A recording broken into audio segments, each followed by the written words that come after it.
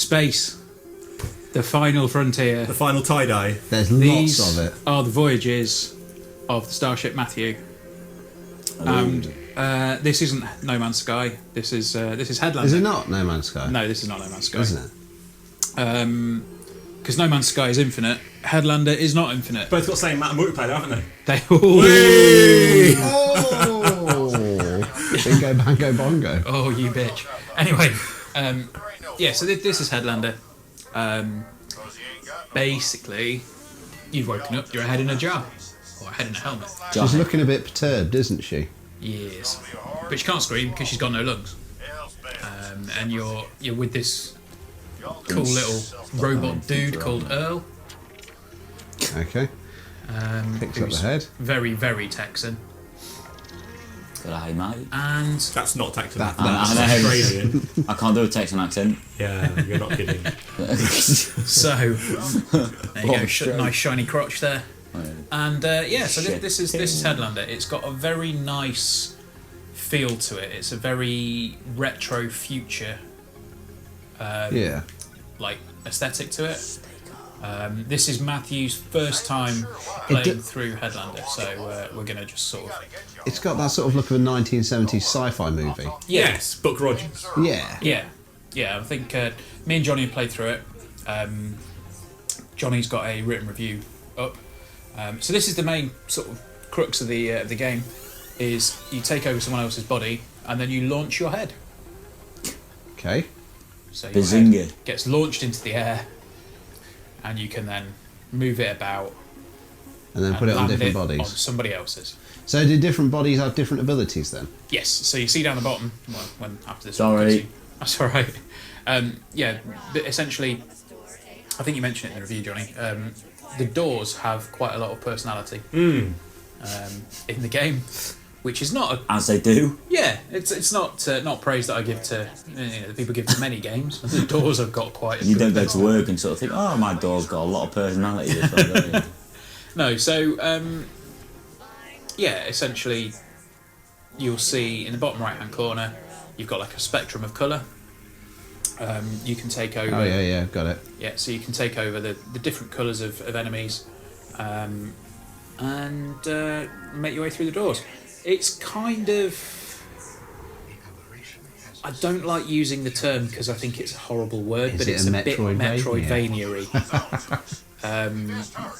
Yeah, it's got. I don't know what Metroidvania is. it's like feels a bit like Metroid or Castlevania. I'm aware of Metroid and Castlevania. How does it feel similar to them?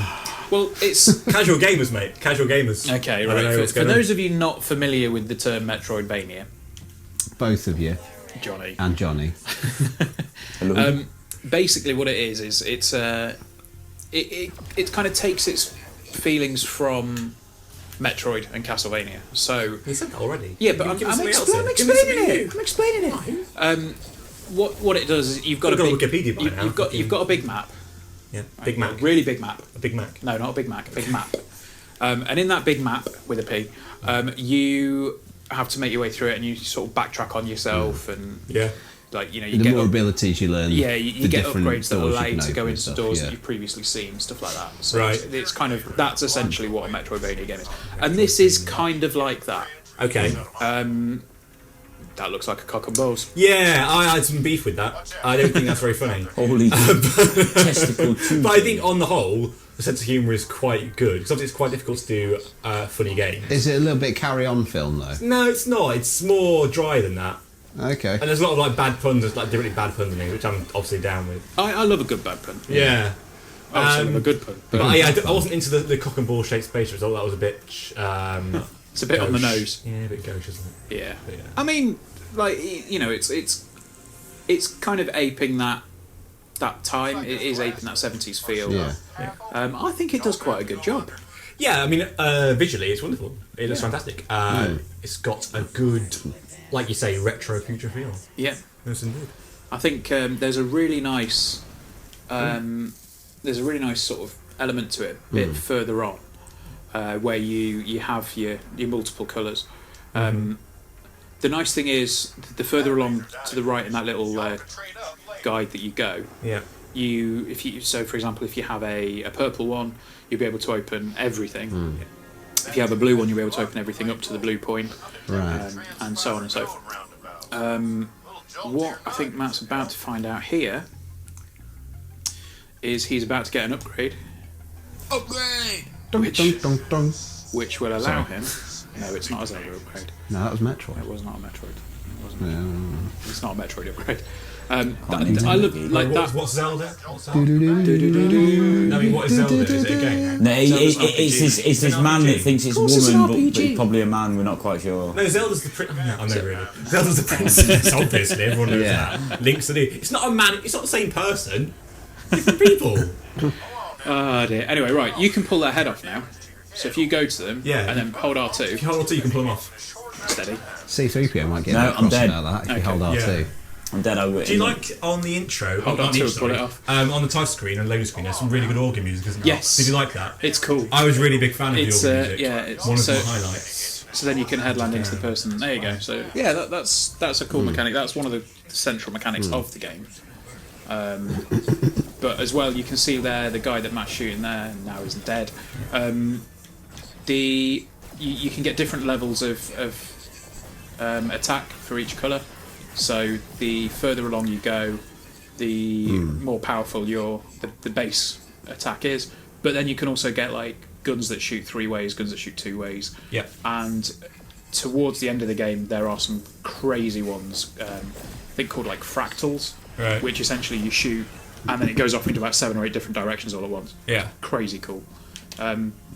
You mentioned in the review that it gets very chaotic. I think it's not so bad now because Matthew is fairly early on in the game and there's only like generally 1 or 2 components at a time. Yeah. But later on, when you've got sort of like 4 or 5 guys on screen and they're all shooting at you, Yeah. and there's a kind of a cover thing you can do, which is a bit basic, but there's no jump, there's no duck. Yep. So you're kind of knackered and you can't really dodge very well. And then, I mean, I suppose the upshot of it is, once you lose your body and die, your head just kind of detaches and you find another body. Yeah. It's not so bad. But it is kind of annoying, though, that like you can't really do a lot to shelter from all the gunfire. There's a lot of gunfire, because they all ricochet around the room. Yes. So it gets a bit mental. I think one of the Oh yeah, press circle, it farts. Matt's now I must admit, I've noticed that a lot on sort of modern Metroidvania sort of titles. That Metroidvania, they yeah. tend to rely on the ramping the difficulty level up by just making throwing it a more bit stuff everything at at you. it's a bit bullet hell. Yeah. Whereas with like sort of obviously the classic Metroid and Castlevania games, the difficulty increased by just making the game more difficult. So you knew Yes. if you're in a more difficult area, you probably were in the wrong place. Yeah, I think it's that's Yeah. definitely a flaw within, but I think I don't hold it against the game too much. I really enjoyed it. Yeah. I think you were saying about the lasers things. You can have some upgrades, and the upgrades. There's one upgrade that you can add to yourself, which makes your shield like when you start floating around with just your head. Yeah. You can have like a shield that you control with the right stick. Yes. And then there is a point in the game where you can upgrade that so that the shield comes off both sides of your head. Yes, to get to those double lasers. Yeah. So there's like lasers which we'll go through stuff. So Yeah. I can see your concerns. I mean, they are mild concerns. I gave it an 8 out of 10 because I quite enjoyed it. Yeah. That's the main concern was like the lack of cover and the shooting gets a bit chaotic, and more or less it really. I said earlier before we started recording this, it's not a huge amount to it. To be honest, considering I'm picking holes in it a lot, I gave it quite a good score. There's not a huge amount to it, and all the problem solving you do is generally Get through open the this door. Yeah, exactly. Yeah, and like find the right path to get to the door. So I think it's more the fact that I really liked it because the way it looks and the way it feels. Yeah. That wouldn't be over on it big time. Yeah. And it is just like a fun game. If you like, don't probably all play it all once because it's not a lot to it. Yeah. But like, if you sort of dip into it, it's quite very good. You were going the right way before down the bottom, by the way, Matthew. You've got to get to the escape pods. To the escape pods, my friend. So, I think Looks you know, good. I'd probably agree with a lot of it. Like the aesthetic, the feel of it, it's really good. Rip his head off. There you go. Yeah. And like you said, it's got a weird 70s sci-fi story to it as well. Like there's all this, there's this nonsense about like. Matthew, you can fly. Put your head in the escape Yeah. pod. There you go. There you go. Yeah. So Got your back. the escape pods look like dicks. There you go. There you go. So yeah, like there's a lot of stuff to take in, but essentially it's a bit of a silly sci-fi Yeah, totally. story, Which is fun. Yeah, not going to go too. Launch far my into it. cock and balls. Sounded like Dr. Zoidberg then. That was amazing. What's the cock and balls?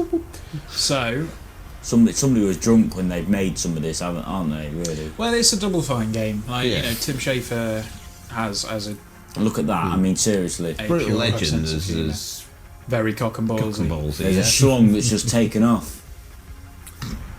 And there we go. I think the big ship that just blew up was called the Sarcophagus. It was, which I thought was quite good. I like a bad button. Yeah. So. So this is this is Headlander. This is obviously some very straightforward gameplay. We'll probably throw some more gameplay from later on up on the channel as well. But this, what do you think, Matt? You sort of had a little play with it. Is it grabbed you? No. Okay. I mean, it's just straight and simple. No, I mean, it seems alright to start off with, but it's It's a bit of a strange concept, isn't It it? seems a bit too simple, Okay. to be honest. Not a lot to it. No. No. There isn't a whole lot to it, but I think what it does do, it does very well. Yeah.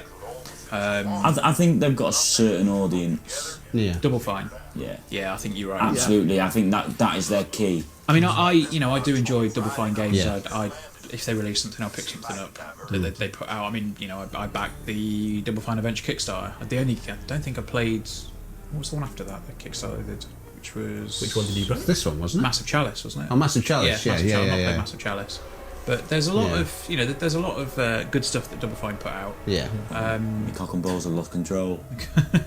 I mean, this looks like the sort of game I'd enjoy playing because I like the Metroidvania sort of style. We were all games. fans of I like- Metroidvania style. No, we weren't. We really weren't. I mean, I'm a big, you know me, I'm a big sort of Metroid fan, Nintendo and all that. There's and, something wrong with you. We know. Yeah, right. We know, but we have to put up with it still. But yeah, so this is, It's and I fine. do like these kind of things, like Shadow Complex on the Xbox 360, Which is coming out on the PS4. It's getting a physical release, yeah. Isn't it? Lord. Interesting.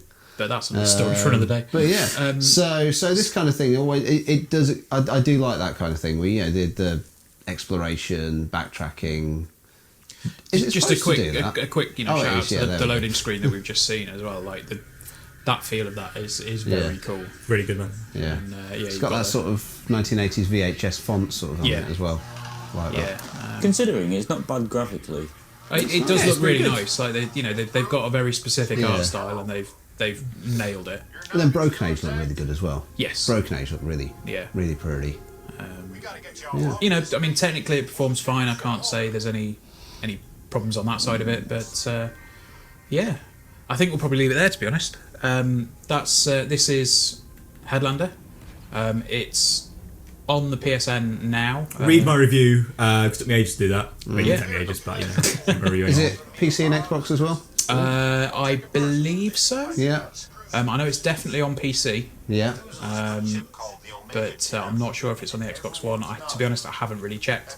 We'll put the answer in the Comment an annotation or down, something. yeah, somewhere. below But the yeah, video. that's Headlander. You've Yeah. given it 8 out of 10, Johnny. 8 out of 10, mate. 8 out of 10.